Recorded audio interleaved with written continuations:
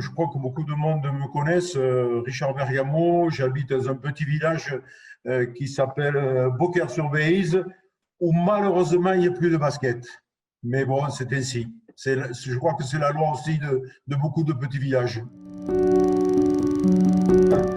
J'en aurais pour un petit moment, hein. Mais avant ça quand même, je veux simplement dire par quoi je suis passé, si ça ne t'embête pas, parce que je crois, enfin, je suis assez sensible aux historiques des gens et ce qu'ils ont fait, ce qu'ils n'ont pas fait, etc. Voilà. Alors, comme je te disais il y a quelques petites minutes, moi je sors d'un petit village qui s'appelle Beaucaire, mais à l'origine, je n'étais pas fait pour jouer au basket.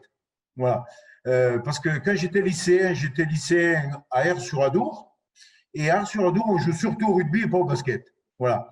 Et donc, j'ai commencé à jouer un petit peu au rugby, et puis après, j'ai écouté mes parents, et ils ont bien fait de faire ça, c'est que je revenais tous les 15 jours dans mon petit village, et je jouais au basket. Voilà. Et donc, voilà comment a commencé ma carrière de basketteur, avec quelques anecdotes sur Beaucaire-sur-Bèze, des heureuses et des moins heureuses, si je peux les citer heureuses, parce que c'était une vie de famille. Voilà. Un peu plus malheureuse parce que j'ai perdu un ami lors d'une catastrophe et évidemment, ça m'a beaucoup marqué. Voilà. Et cet ami, je peux le citer, c'est Richard Maestrejuin, qui nous étions comme deux frères et nous avons partagé évidemment beaucoup de moments sportifs d'abord et outre que sportifs. Voilà. Et ensuite, je suis allé à Condom. Je suis parti à Condom et là, c'est le président de l'époque qui était Pierre Borès, si je peux citer des noms, mais si éventuellement je ne peux pas en citer, mais c'est toi qui jugeras. Pierre Borès était le président de l'époque, il voulait monter en national. Et à l'époque, c'était, pour les férus de basket de l'époque, c'était la nationale 4. Et donc, nous sommes arrivés à la fin du championnat et nous avons joué une finale contre Valence-sur-Bèze de l'époque. Voilà. Et cette finale, on l'a jouée à Auch et nous avons gagné. Mais comme Valence a eu une invitation l'année après, la même année pour monter, et donc Valence et Condom, nous sommes montés évidemment en même temps, la même année. Et ensuite, Valence a eu une période beaucoup plus faste que la nôtre, puisque Valence est arrivé à jouer jusqu'en National 1, jusqu'en Coupe de France contre Nancy. Enfin, ça c'était l'ère Baraté. Évidemment, ça a été une ère pour le basket départemental fantastique. Voilà une partie de ma vie, mais après, sans doute, je reviendrai sur une autre partie un peu plus tard. Je me rappelle évidemment. Alors, ça, c'est une continuation de ma vie sportive. Après de Condom, je suis allé à Auch. Voilà. Et alors, évidemment, à Auch, j'ai connu une expérience phénoménale.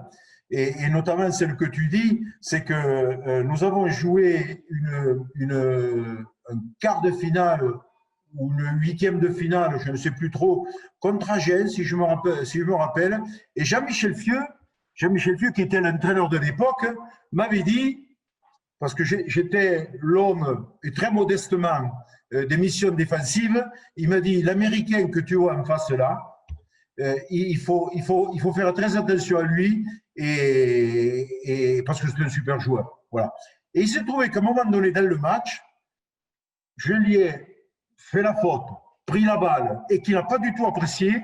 Il m'a coursé devant 5 ou 600 spectateurs dans toute la salle Matalin. Crois bien que j'ai eu la peur de ma vie. Là. Voilà. Ça, c'était une anecdote d'Orange Basket Club. Et nous avions gagné. Et nous avions joué le quart de finale ou la demi-finale, je ne me rappelle plus trop quoi, contre Nice à la salle Matalin.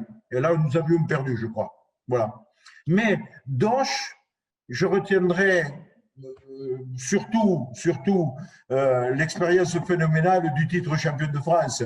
Et là, je veux citer juste quelques garçons qui que certains n'ont pas connu ou ne connaissaient pas, mais c'est Gorgui Ndiaye, c'est Dominique Deslandes, Bruno Minetti, Joël Campi, Michel Deus, et le président était le docteur Lagoutte, et qui n'y entendait pas grand-chose au basket. Voilà. Mais c'était une personne phénoménale. Et rien que pour ça, nous étions entraînés avec Jean-Michel Fieux, il y avait Bertrand Pexini, et nous avions joué, entre autres, moi j'accompagnais la finale de la Coupe de ce championnat de France à Douai, dans le Nord. Voilà. Et donc, à notre retour, tout le monde nous attendait à la gare d'Auch.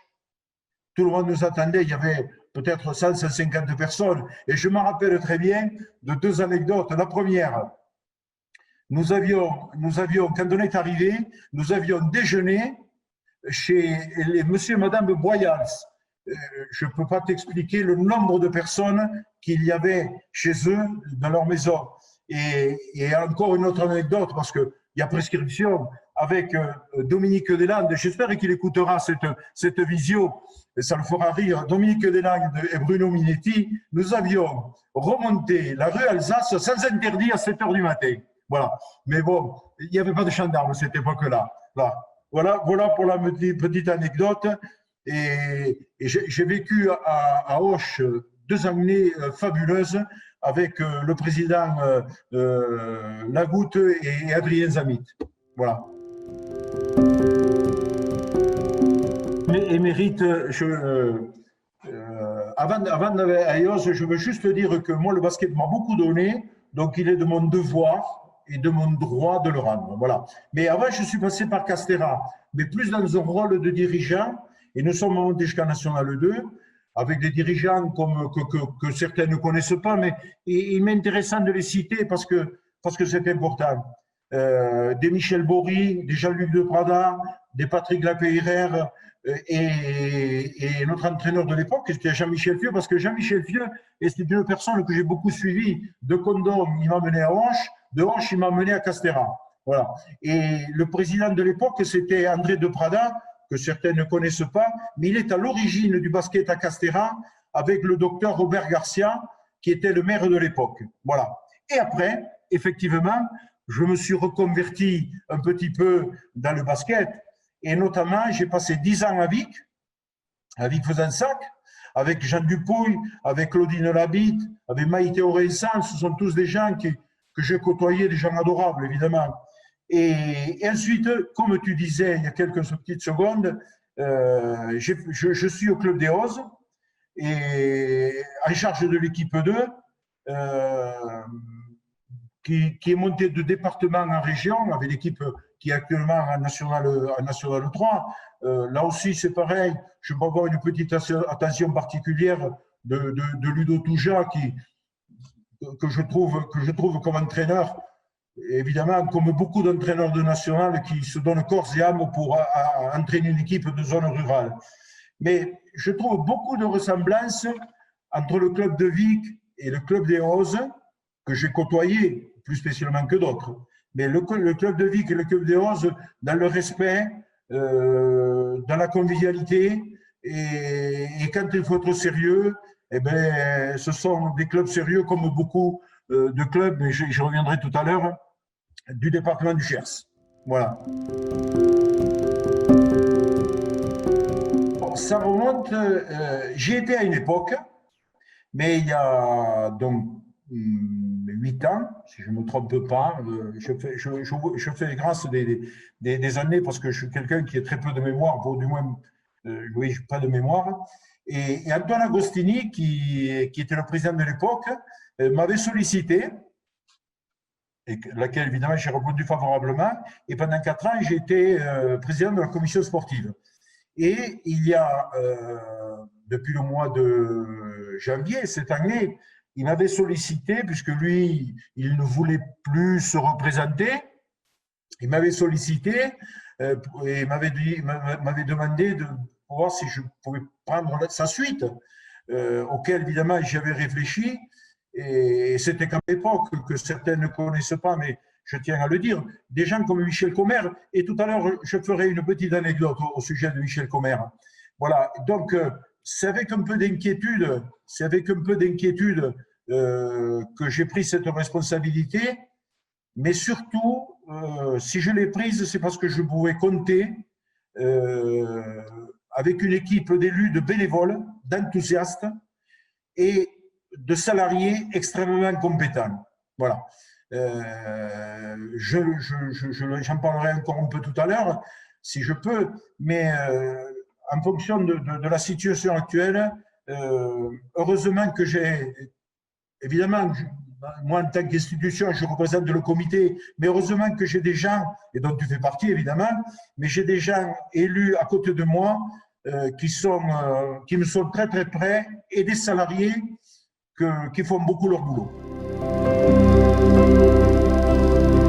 Alors, je fais partie des gens, je crois, je fais partie des gens qui adorent la convivialité, d'abord, et voir les gens. Voilà, voir physiquement les gens. Et effectivement, depuis le mois de mars, avec des coupures du mois de mars, des coupures qu'il y a maintenant, de faire de la visio en permanence, je reconnais que je sature un petit peu. Mais ça fait partie des choses qu'on doit assumer, donc je l'ai fait, mais vivement, vivement que l'on puisse se revoir physiquement pour partager une petite collation, partager une bonne bière.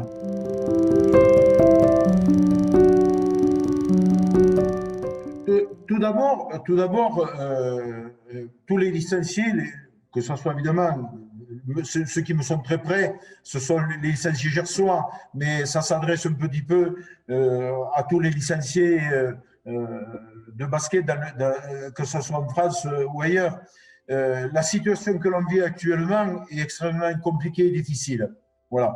Donc, moi, je souhaite que l'on puisse reprendre dès ce soir et dès demain. J'ai des visios avec la Ligue Occitanie de basket, demain avec la fédération, pour que l'on puisse mettre en place le nouveau redépart, je pourrais dire, qui va se situer au mois de janvier.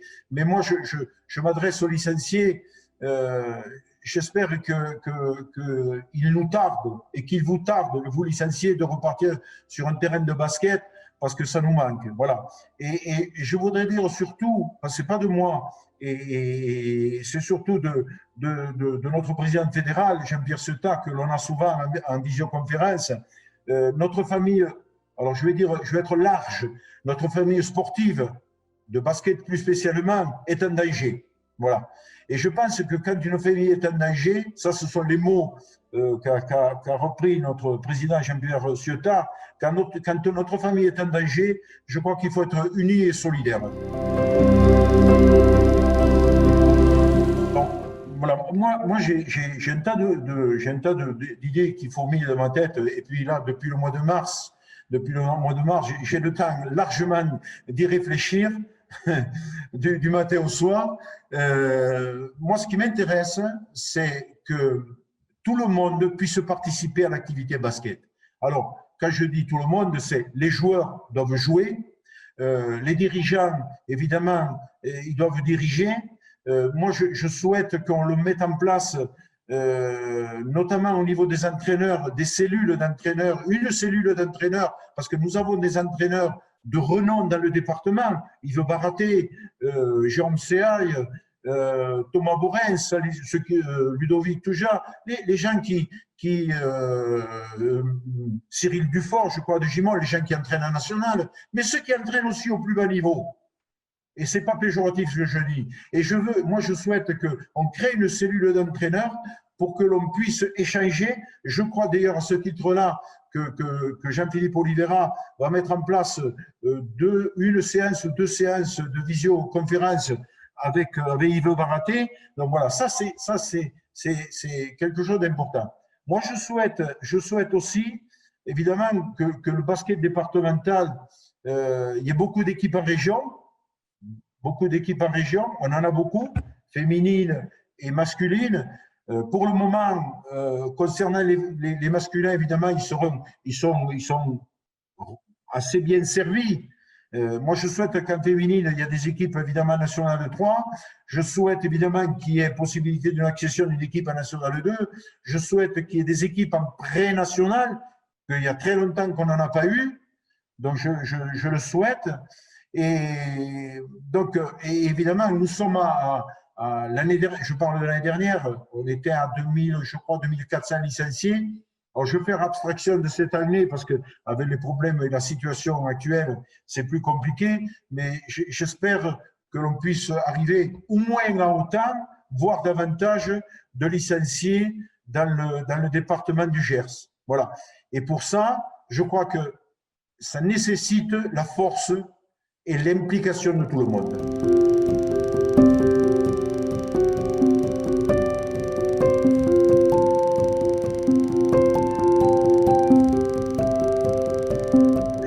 Oui, oui, évidemment, bon, Didier, il sait très bien, comme beaucoup de monde, il sait très bien que je vais souvent en Italie, d'abord parce que j'ai de la famille à Rome, très simplement, et que depuis un an, ça va faire un an très exactement que je ne peux pas aller en Italie voir ma famille, et crois bien que ça m'embête beaucoup.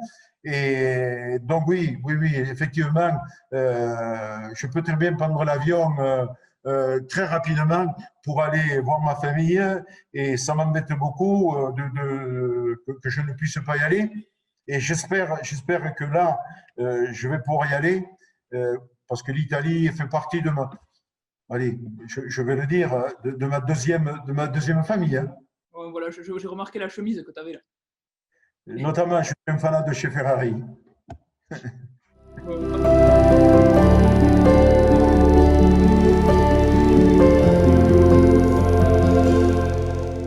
Franchement, Stéphanie, ma vie de président m'occupe beaucoup en visio. Je marche beaucoup. Voilà, je marche beaucoup. Je m'oblige à marcher. C'est pas ma tasse de thé, mais je marche beaucoup. Je fais un peu de tennis, pas maintenant parce que je peux pas. Voilà, et comme j'ai répondu tout à l'heure concernant l'Italie, j'espère y revenir très rapidement. Alors, si je me souviens bien, ça c'était une anecdote que j'avais quand j'étais beaucoup plus jeune et sous forme de la plaisanterie et quand j'entraînais les jeunes, je leur faisais cette réflexion quand ils m'embêtaient ou quand ils m'agaçaient et alors de temps en temps je sortais quelques phrases un petit peu anecdotiques. C'est bien que Romain l'ait retenu parce que je m'en souvenais plus.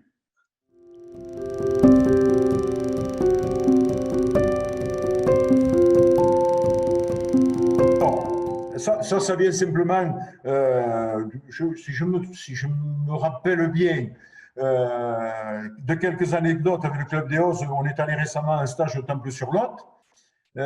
Et lors de ce stage en Temple-sur-Lot, évidemment, nous étions dans le confinement et notre présidente Sylvette Pujol m'avait confié le rôle de référent Covid. Voilà, donc je me promenais effectivement toujours avec ce thermomètre dans la salle du Temple-sur-Lot.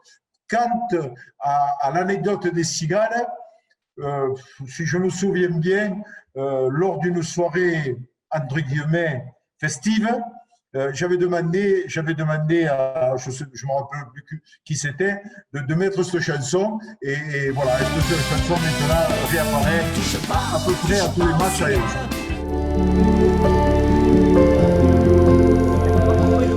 du tout. Je ne sais pas. Alors j'ai eu Paul au téléphone, c'est une question comme ça qui m'avait posé. Alors pour moi, il était limité le forfait. La seule chose que ne m'avait pas dit mon ancien président, Antoine Agostini, c'est que je serais arrosé, inondé de mails. Voilà. Et alors, mais j'essaye, je sais que notre directeur Jean-Philippe Olivera, qui maîtrise la technique informatique, m'a rassemblé un peu tout ça, donc je suis inondé de mails, et j'essaye de les cibler tous.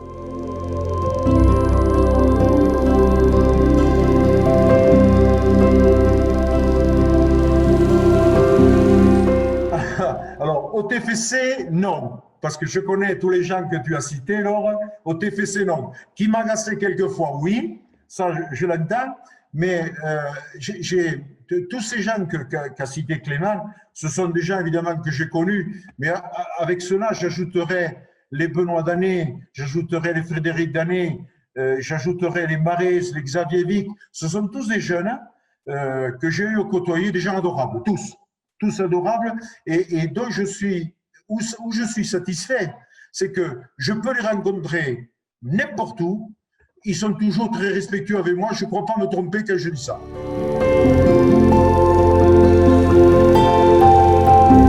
Je connais très bien la fille qui l'a posé la question. Alors, je ne sais pas si c'est pas ma tasse de thé, la zénitude. Hein.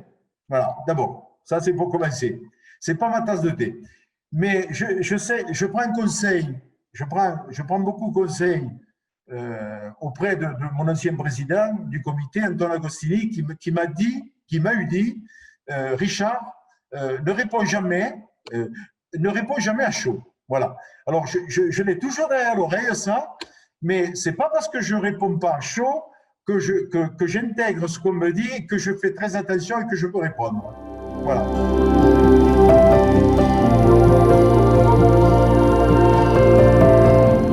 Alors, Didier fait bien de le dire, ça, parce que l'étape, c'est des éducateurs sportifs. Je n'oublie pas une chose, qu'à l'origine, durant ma carrière, je suis éducateur sportif, et notamment avec Didier, Jean Dupouille, Jean-Louis Degers, Christophe Meillon, et j'espère rapidement que l'on puisse arroser ces départs à la retraite, parce que je crois qu'on doit être 2 ou 3 être partis depuis 3 ou 4 ans, et on doit l'arroser entre éducateurs sportifs. J'ai discuté avec lui. Je ne sais pas si ça peut être une Summer League parce qu'il ne faut pas être très présomptueux, mais là aussi, ce sont des idées qui sont intéressantes. Là, on est en train de, Paul notamment, comme Guillaume, est en train de réfléchir d'un camp de basket de l'été, d'un 3-3 à la ferme. Toutes les idées sont bonnes, il faut simplement les remettre à notre niveau départemental, modestement, je dis bien, mais toutes les idées sont bonnes. Ça, je me rappelle, si je me trompe pas aussi, c'est peut-être Elio Baradé qui disait ça, des systèmes de basket en France, tout le monde utilise les mêmes. Il faut simplement savoir les utiliser. Mais là, c'est pareil, les idées, on peut en avoir beaucoup, mais il faut simplement les mettre à notre niveau départemental. Alors, Michel Comer, évidemment, une anecdote. J'ai passé, parce que ça aussi, ça fait partie des choses que j'ai eues, mon examen d'arbitre, je l'ai passé dans l'école de Riquepeu, où Michel Comer était instituteur. Voilà. Michel Comer, pour ceux qui l'ont connu, était un arbitre de haut niveau. Michel Comer est le papa de Thierry Comer, que l'on connaît un petit peu moins, mais surtout de Jackie Comer, qui est le directeur de la performance fédérale à Paris. Et Jackie Comer, nous avons joué contre lui. J'ai joué contre lui quand il jouait à Mirande. Voilà. Donc, j'ai passé mon examen d'arbitre dans l'école de Riquepeu parce que je n'avais pas pu le passer à l'époque avec tous les autres. J'avais été malade ou absent ou je ne sais pas quoi. Et il m'avait dit, tu viendras, je vais avoir 22, 23 ans, tu viendras à l'école de Riquepeu passer l'examen d'arbitre. Je me suis retrouvé dans l'école où il y avait des CM1, des CM2 et j'ai passé mon examen d'arbitre à l'école de Riquepeu avec Michel Comer. Voilà. Alors, j'espère que Jackie l'écoutera, cette vision. Ça lui rappellera quelques bons souvenirs que l'on a échangés, évidemment, quand on jouait l'un contre l'autre.